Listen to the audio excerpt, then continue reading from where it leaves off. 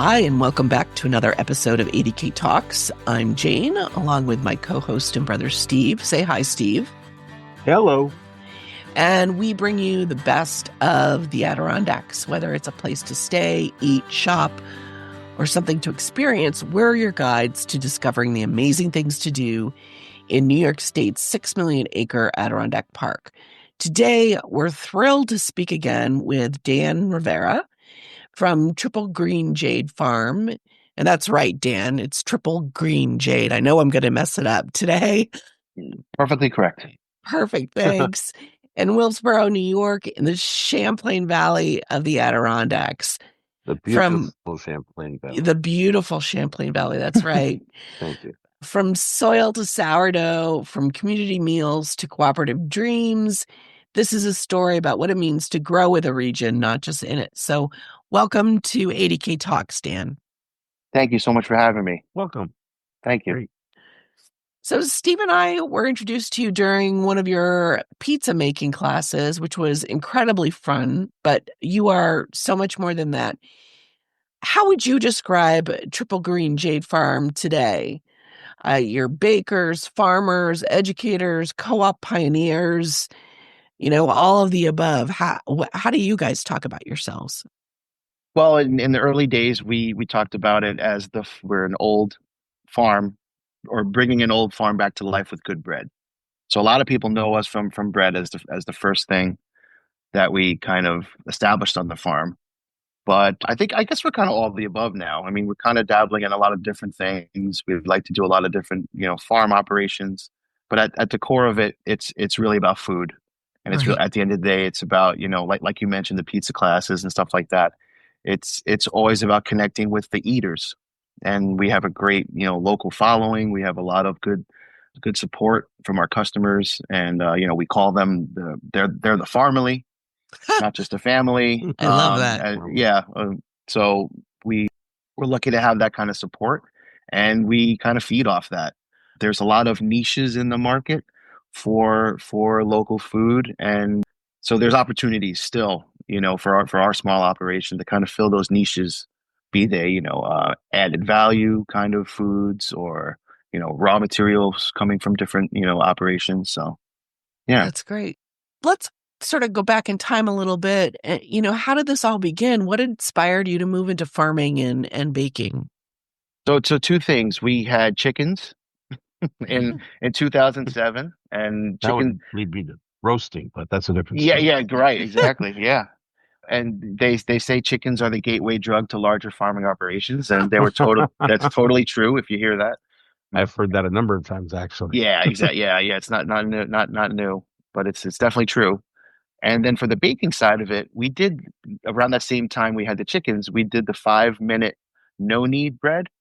Do you remember? It might have been Tim Leahy's method that Mark Bittman shared in the New York Times. New York Times. Yeah.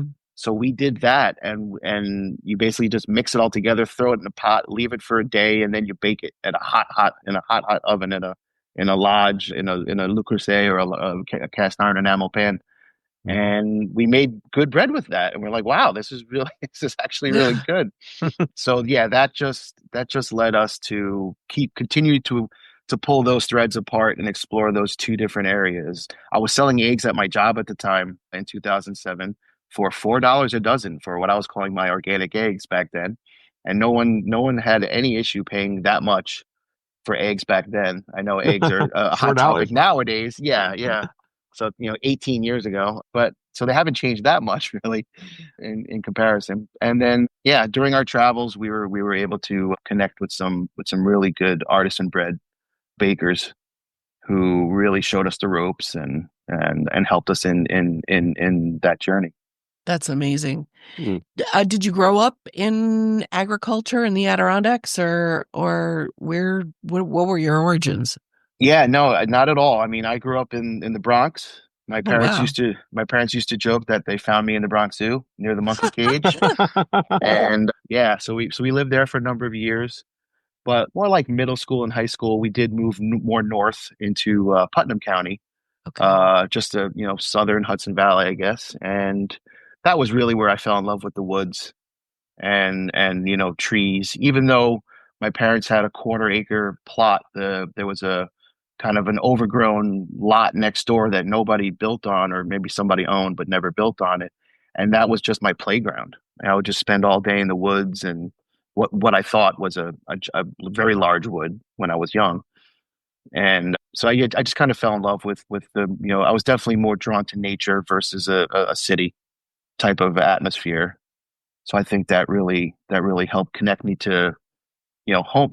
I thought about homesteading and self-sufficiency as, grew up and learn more about those aspects of life and what you could, live in concert with nature, and but also, reap the fruits of your labors with nature through farming.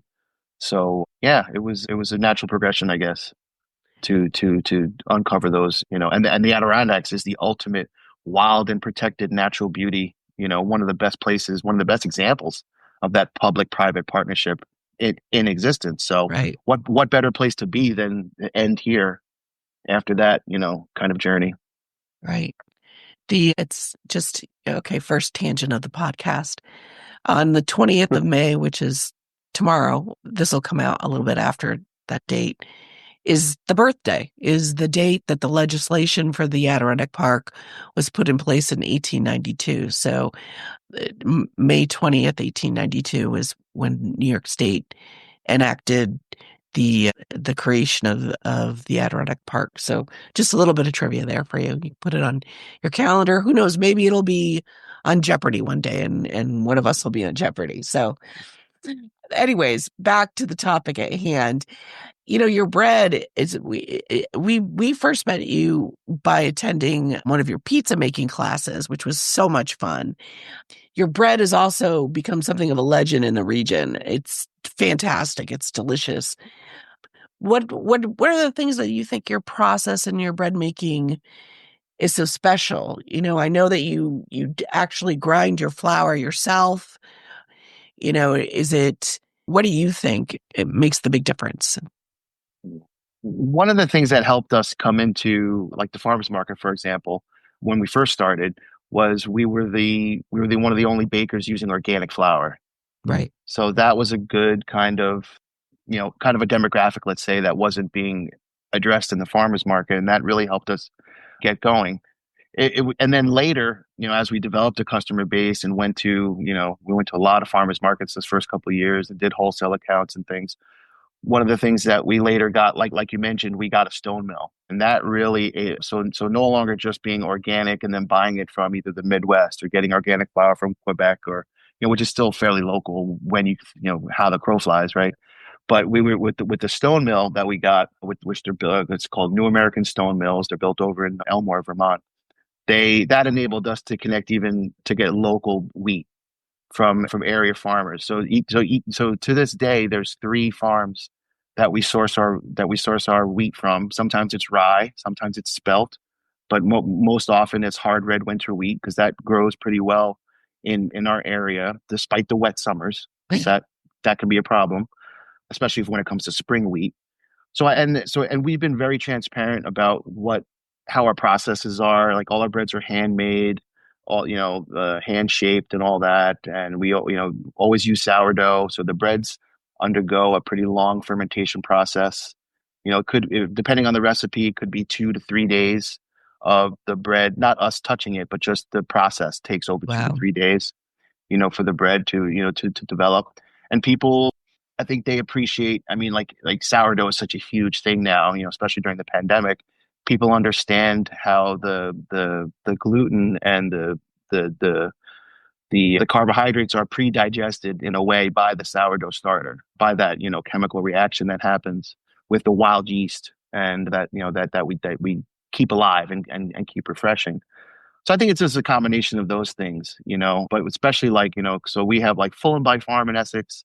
There's a Cedar Hollow Farm in Altona, and Adirondack Hay and Organic Grains in Westport. So Wow. we have those three farms that not all the time will they have wheat available for us, but throughout the years that we've had the mill, we've been able to source berries from them, and then we get to mill it. And then the great thing about the mill is it's all whole grain flour, so it includes all the bran, all the germ, all the good stuff. It's the stuff in flour that's often removed and stripped of the flour because it will make flour not shelf stable for, forever. So the oils in the germ actually will contribute to rancidity if it's stored, you know, for longer than, let's say, 6 months sitting on a shelf. Mm. So it's what, and that's our little kind of secret advantage in this whole thing, because we can get it from the farm. It's not far away. Our carbon footprint's so low. We get to mill it today and I bake with it tomorrow. So the Wow. flour is like freshly milled. Stone milling is a very slow process. It's very gentle on the wheat. It doesn't heat up the wheat the way industrial milling does. Industrial milling will destroy some of those oils and those beneficial like amino acids and vitamins, because it's such a high heat process, where the stone milling is a lower temperature, more of a gentler process. But so it's really we're kind of rediscovering traditional methods, but then doing them in a slightly more efficient way. Right. So it's like we were talking about it in Italy before. You see all these pictures of stone mills by the water, and Yeah. that was the way they did it, and there was Yeah. a reason why it was good, and it was slow. It took time, but the time is one of the best ingredients that breads really require.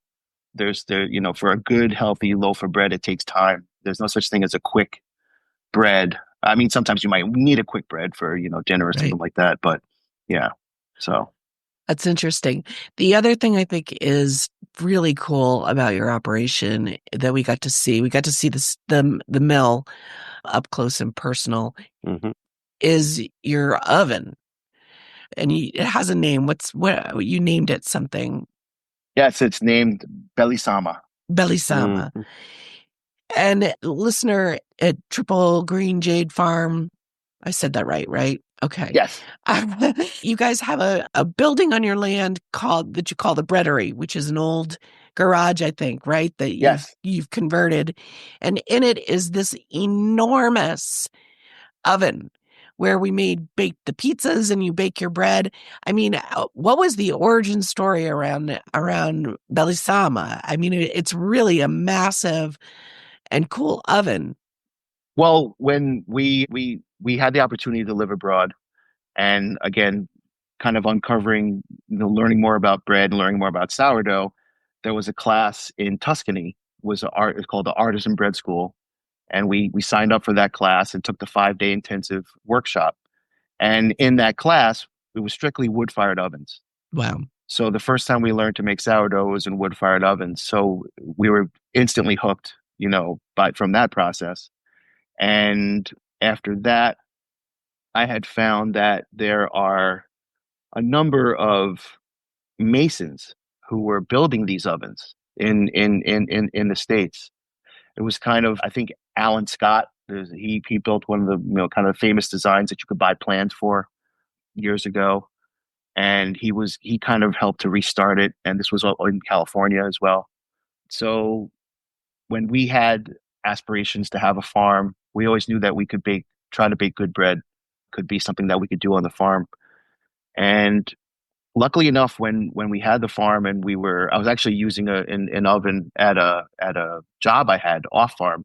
I was using someone else's oven, just like a convection oven.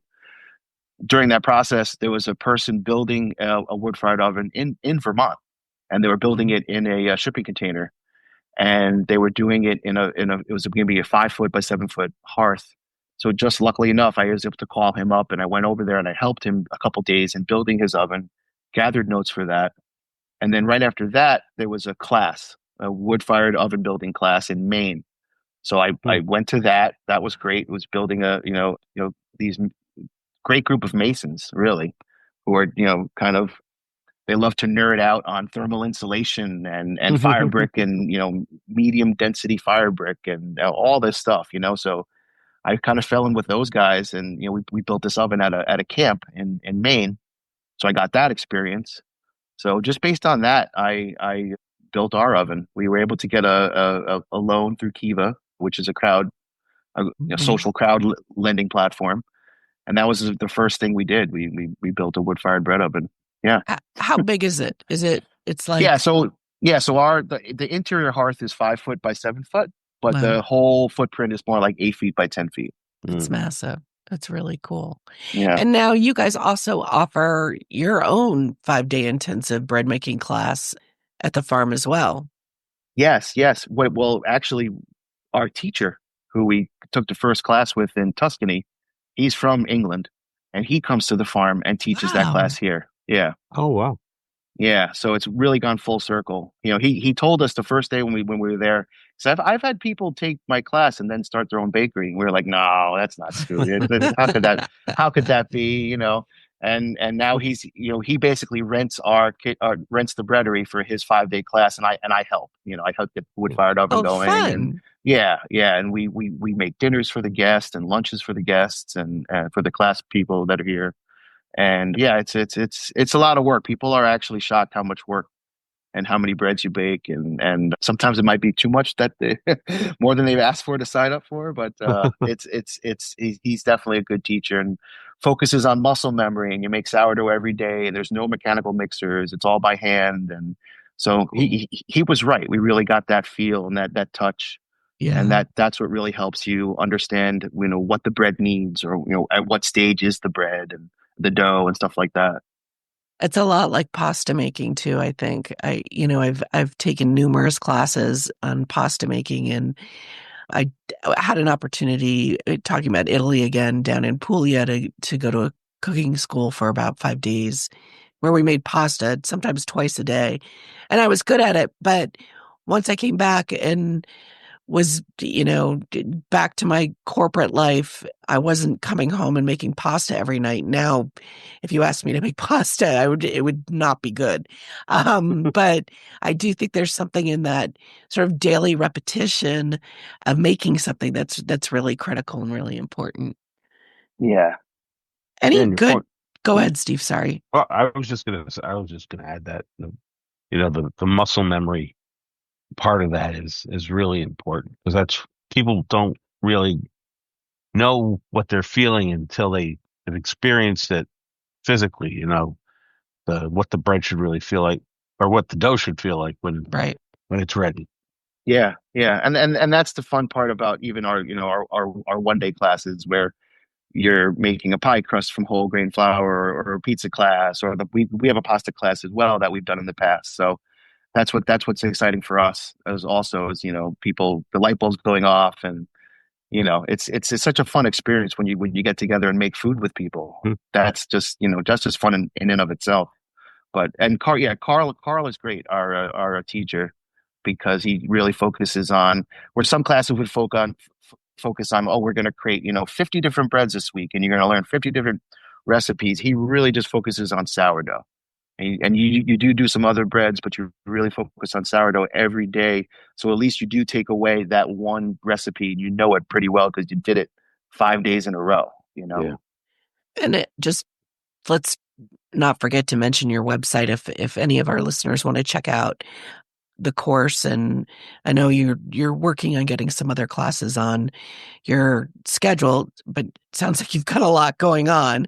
What's the URL of your website? So it's triplegreenjadefarm.com. Cool. Great. Yes, Any sir. good, memorable student stories? Any unexpected things that have happened in classes or Well, the we get great feedback from a lot of folks, but one time, because we're doing so much, I was very late in a class getting everything together, but I was able to kind of turn it around. It was actually a dinner that we were doing, and it was an Asian New Year inspired dinner. And I hadn't had the dumplings done yet. I was making pork dumplings. So I turned it into, instead of I'm making this, we're going to make dumplings together. You're making it.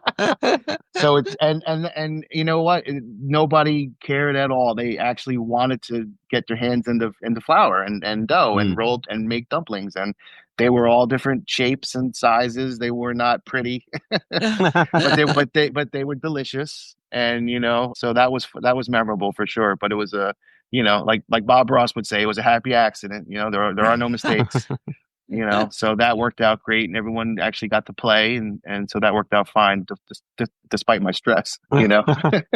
that's great. That's fun. Let's talk a little bit about sort of what's coming up in the future for Triple Green Jade. You've started a to build a farm cooperative on your land. What's that all about? So we were looking at succession planning. We're both in our 50s, but we figured let's start now about thinking about the future, basically, because we are doing a lot of things. A lot of people would say, why don't you just hire people? But that really wasn't a route for us, just based on, I worked for other companies. I worked in for corporate jobs, and I didn't want to substitute one corporate culture for another just because it's Right. based in food and farming. We talked with, thinking about conservation easements and those kind of things. But I kept coming back to this farm cooperative idea of like, okay, how can we share this in an equitable way that allows us to transition out in the future, but also allows us to gain back some income that we've put into this farm over the years. So it kind of makes us whole in a way, and we're allowed to transition out, and we're still leaving behind. The hope is to leave behind a thriving regenerative farm that can continue on. And rather than just sell the farm to the highest bidder, which most people can do, we hit upon like, okay, how could we share this with a bunch of people? Mm, How could, it's 80 acres and two people can't farm 80 acres. You need staff, you need to hire people, you need to bring in workers if you're really going to do it in a diversified operation. I mean, right now we've just scratched the surface with chickens and, for meat birds, for eggs, we have cows. We did milk them briefly for a brief period, but then we had lots of grass-fed beef and when the cows got butchered, and we have 3 pigs now. So the pigs are a lot of fun. So mm, we've dabbled in those areas in addition to doing the breads and having the commercial kitchen to create all those products that we can create that are kind of value added based on those livestock and different inputs and awesome vegetables from our neighbor farmers. So we kept coming to this farm cooperative idea because it would enable us to get more people on the farm, but instead of them being employees of ours, they could be owners. mm, And so I kept looking at that. I looked at the model for Ward Lumber because they're a worker-owned company, mm. and there's a group called the Cooperative Development Institute. So I started talking with them, and I started talking with them like, okay, how does this work? And so they were really, really good. Cornell Cooperative Extension of Essex County has some really good farm succession planning resources on their website. Mhm. So they had a lot of good resources to check out. And then we talked with there's the Food and Law Business Center at Pace University. I found them through a friend, and they do pro bono legal work with their students in liaison with a professor to help farms, food and farm businesses, basically with legal planning, whatever it is. So I had a great conversation with a student there, who unfortunately she's graduating, and we'll have a different student come fall. But she set us up with a way that the farm cooperative could have equal ownership amongst a number of different owners. The business could also be owned by a number of the same owners as well. So the cooperative would be the farmland, it'd be the farm business and the bread and everything, all of our assets basically. And then the third thing would be the cooperative would be able to lease a plot of land to each member individually, so that owner could have a place to build a house. Wow, Hmm. that's so interesting. Do you have a goal in mind of, how many partners or how many people you want to take part in this? Well, the way it's written, we're kind of lucky when it comes to zoning and being a bona fide farm. In that, a lot of the towns in the Adirondacks, when it's and like regards to the Adirondack Park Association, farms have some special considerations when it comes to housing, Mm, like farm worker housing. Family of the farm, however it's the farm is divided up.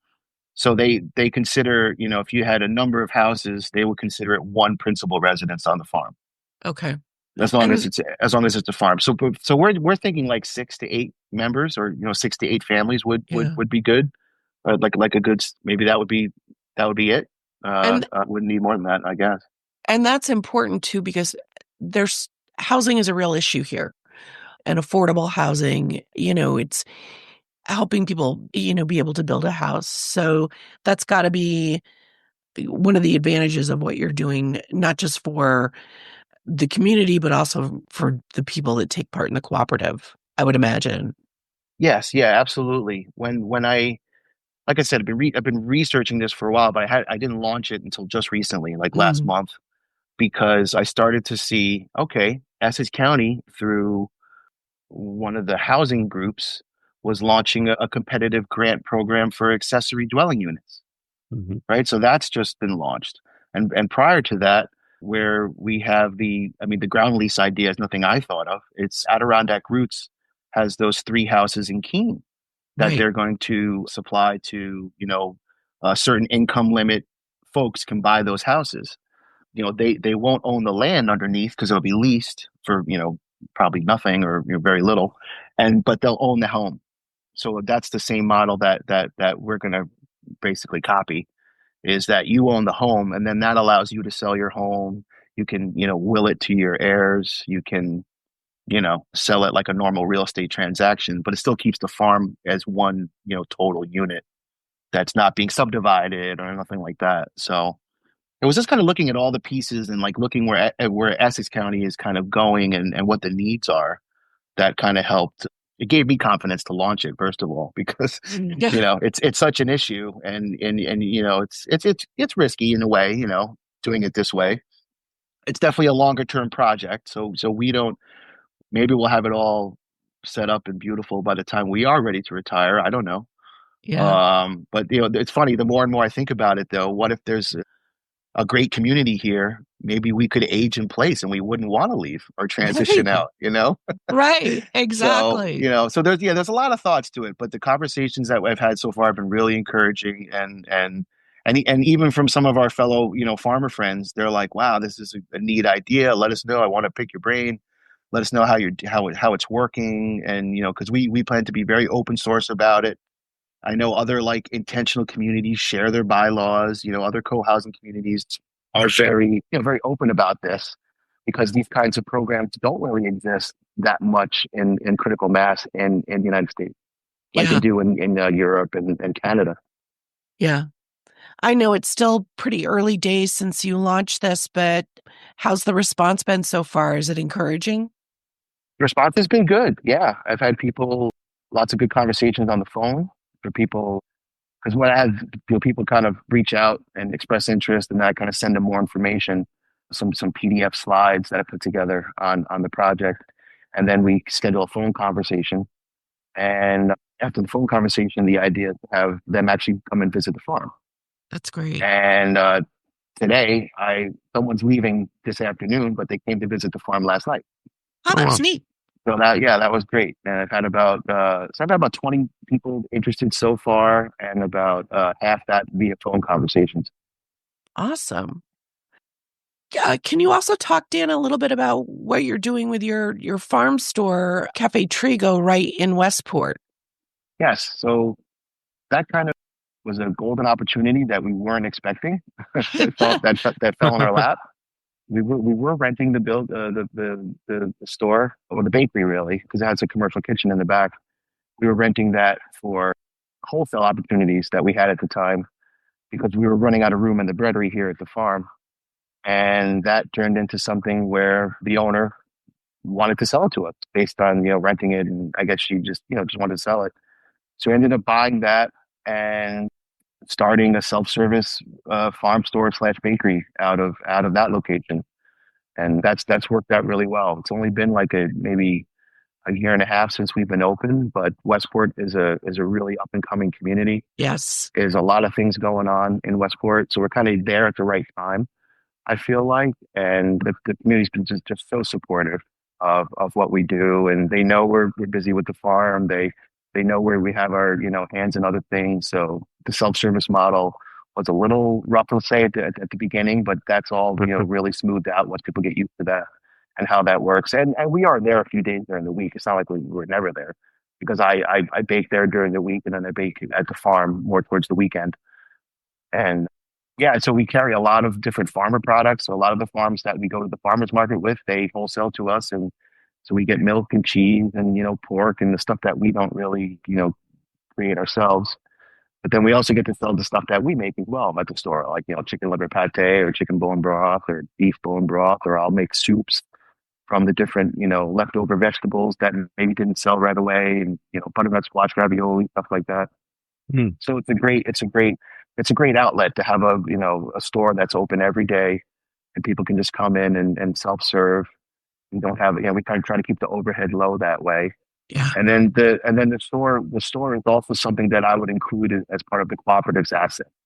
So the store would also be another avenue, another market for the members of this cooperative to be able to sell their whatever they're growing on the farm. Let's say it's vegetables or, mushrooms or flowers or, so there's those kinds of opportunities to use that store as part of the cooperative. And if someone doesn't want to farm, they could help stock shelves and bake in the bakery. And, because I'm not going to be here forever. So I definitely have to transfer my skills as a baker to whoever joins this cooperative and wants to bake as well. Well, and that's actually another point, I think, when I was reading about the cooperative on your website, that it's not just farming help, you need an accountant, you need people who marketing, who bring other skills to help the whole thing work together. So I think that's really cool. I had a chance to pop into your store in Westport last summer. In fact, I was self-serving and you and Kimmy came in. So it was really cool. But as you said, I picked up some of Kimmy's crackers and a loaf of bread and that great Dutch knuckle cheese from, is it Sugar House Creamery? Yes. I Yeah. love that. That was awesome. And it's really a great little operation. And as you said, Westport is sort of having like a lot of towns in the Adirondacks, a little bit of a renaissance. So it's nice to have that addition there. And then it's farmers market season. So you guys are also at Saranac Lakes Farmers Market. Is that right? Yes. Yep. It's luckily that market, when in the past when we did multiple markets, that market has kind of taken over and become our number one market. So it has just started in Riverside Park in the outdoor location, but since the pandemic, it's been a year-round market for us. Yeah. Oh, well. We go from the Riverside Park and we switch in the fall to the Hotel Saranac, and a lot of our customers lobby for, we still want curbside delivery. Can we do pre-order and pickup all winter and fall? And we said sure. So the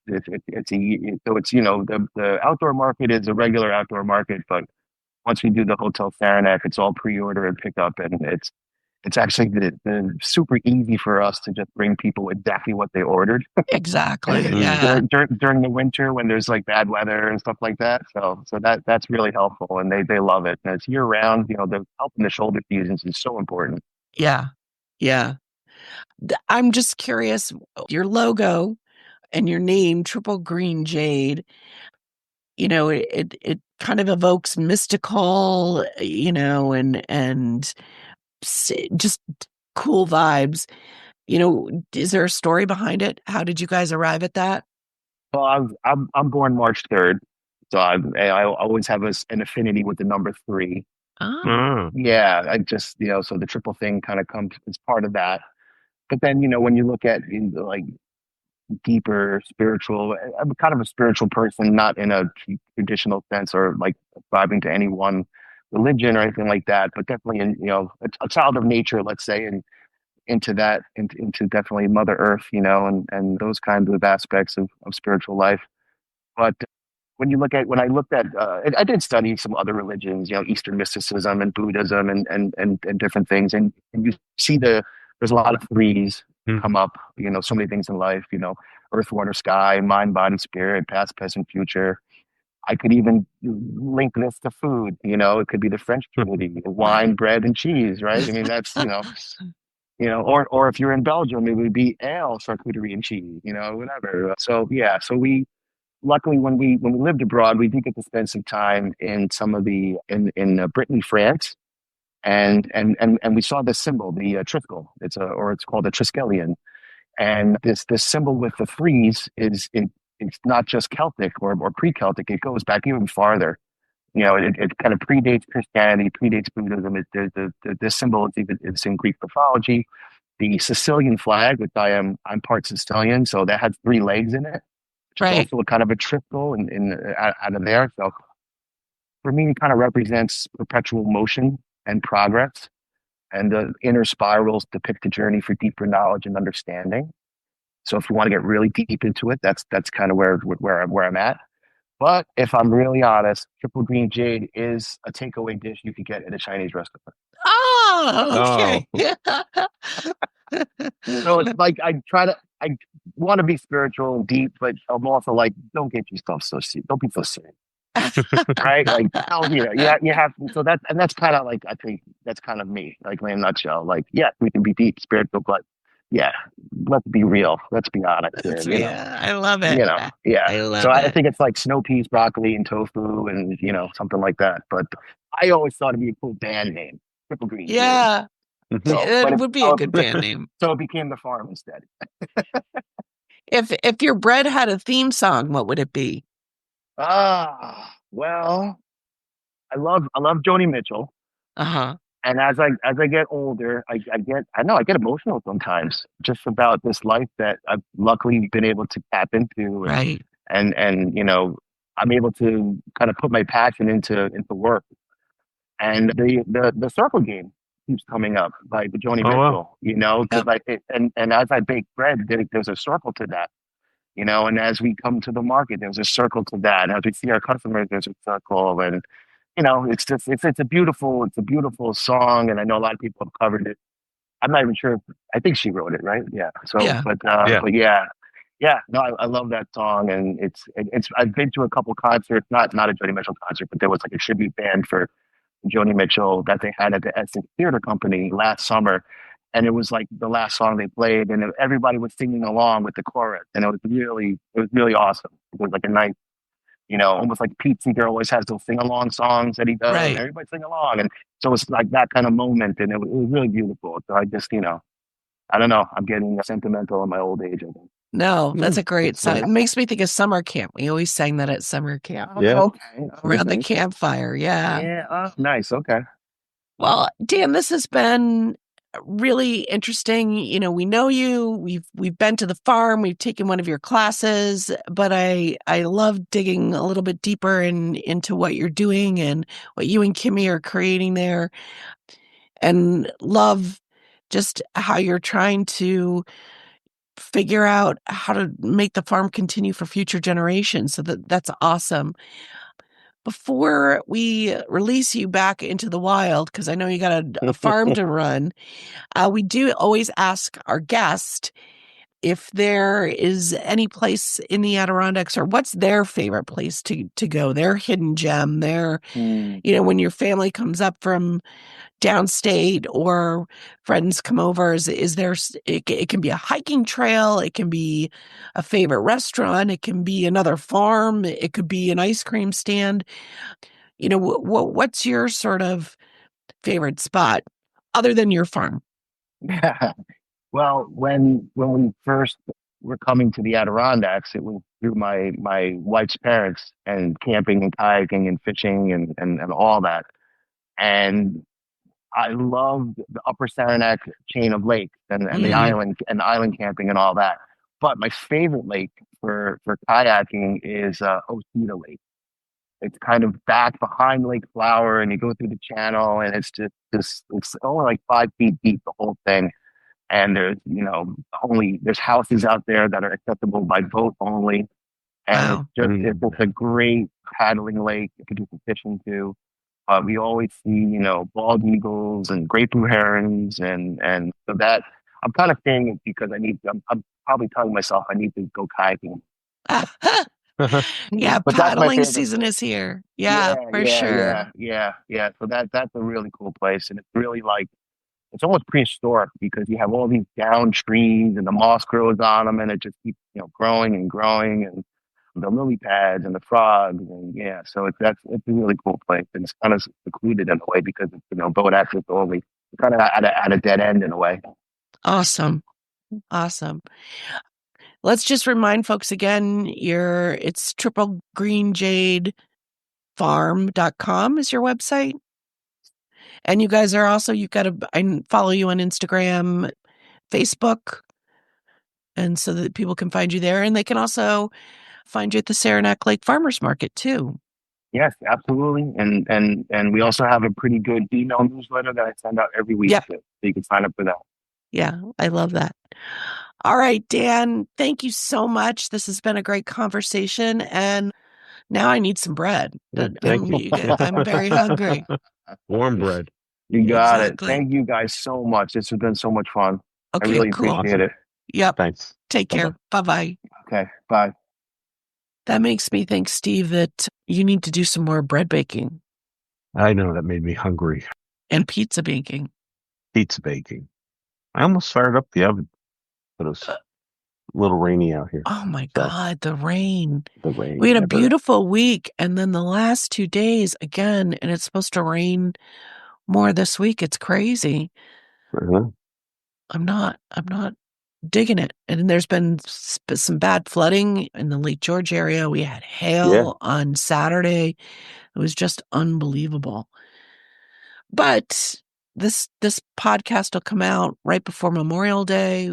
So if you're looking for things to do, listener, we got a whole section of our website about all different kinds of activities and events happening across the Adirondacks, from Old Forge to Saranac Lake to Lake George. Lots of parades, lots of festivals, and stuff's really starting to heat up here in the Adirondacks. And what's the name of that website, Jane? Thank you, Steve. It's adktaste.com. That's right. That's Thank right. you. Uh-huh. Yes, thanks for That's that. right. The women are smarter. That's right. The women are smarter. Anyway, listener, thank you for tuning in to ADK Talks. If you enjoyed today's episode, please take a moment to rate and review us on your favorite podcast platform. It really helps others to discover our show. And for more exclusive Adirondack content and local insights, visit our website, which we just gave you the URL to, adktaste.com. And as long as you're How there, can they email us? they could email us at simplyinfo@adktaste.com. You know what I meant? Simply info. Yeah, just info@adktaste.com. I think next info. week we shall let's share some of the questions we've gotten from listeners, because that's always interesting reading. And as long as indeed it is, and as long as you're on our website, check out our newsletter. Comes out weekly, and it gives all the latest news and insights that we've compiled for our loyal readers. Until next time, keep exploring and tasting the fabulous Adirondacks. Mm-hmm. Okay. Say bye, Steve Areno. Bye, Steve. All right. Bye, listener. Bye-bye.